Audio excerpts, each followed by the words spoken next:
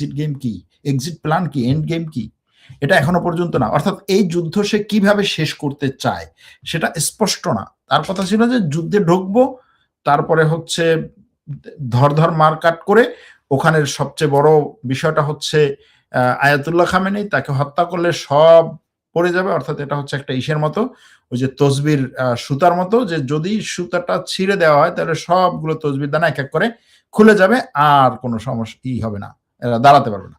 কিন্তু সেটা হয় নাই। সেটা হয় নাই কেন? কারণ হচ্ছে ইরানের মোজাইক ডক্ট্রিনের কারণে। ইরানের মোজাইক ডক্ট্রিনটা হচ্ছে যে যদি সর্বোচ্চ ধর্মীয় নেতা কোনো কারণে অনুপস্থিত হয়ে যায়, মারা যায়, অসুস্থ হয় বা যে কোনোভাবে হোক, তাহলে সে যদি সিদ্ধান্ত বা অর্ডার দেওয়ার পরিস্থিতিতে না থাকে, তাহলে ইরানের বিপ্লবী গার্ড তার যেই অবস্থায় আছে, অর্থাৎ যেই প্রদেশগুলোতে আছে, ওই প্রাদেশিক সিস্টেম পরিচালনা করবে। ৩১টা প্রদেশে তাদের এই বিপ্লবী গার্ডের প্রাদেশিক হেডকোয়ার্টার আছে। এই ৩১টা প্রদেশ নিজের মতো করে পরিচালনা করবে। নিজের ওখানে সেই প্রদেশগুলোতে তাদের অস্ত্র, মিসাইল, ড্রোন, রকেট লঞ্চার, সেখান থেকে তারা সিদ্ধান্ত নেবে কোন এলাকায় তারা কিভাবে আক্রমণ করবে। অন্য একটা প্রদেশ সিদ্ধান্ত নেবে কোন এলাকায় তারা কয়টা মিসাইল মারবে, কয়টা ড্রোন নিক্ষেপ করবে, কিভাবে করবে। এই যে প্রাদেশিক যে ইয়াটা আর কি, ডিসেন্ট্রালাইজেশন, এটার কারণে, এটার মাধ্যমে ইরান এখন লড়াই করছে।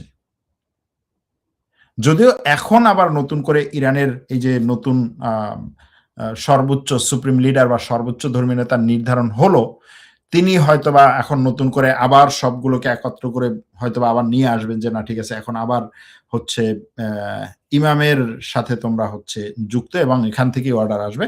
সেটার জন্য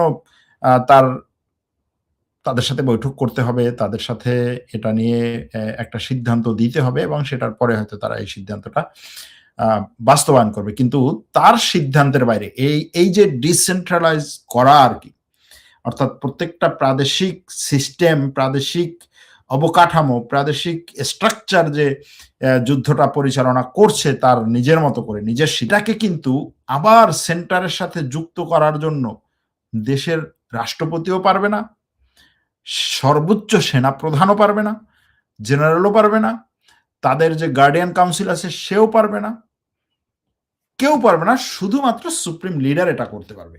যদি সে অর্ডার দেয় তাহলে হবে, সে অর্ডার না দিলে এটা এইভাবেই চলবে। যাই হোক, আমাদের বিষয়টা ওই দিকে না। আমাদের বিষয়টা হচ্ছে আমেরিকা, ইসরায়েল, ইরান একটা চুক্তির কথা শোনা যাচ্ছিল যে একটা চুক্তি তারা করতে চাচ্ছে বা করতে যাচ্ছে। চুক্তির জন্য ডাক দিয়েছে, আমেরিকার পক্ষ থেকে আহ্বান জানানো হয়েছে। সেই চুক্তি আসলে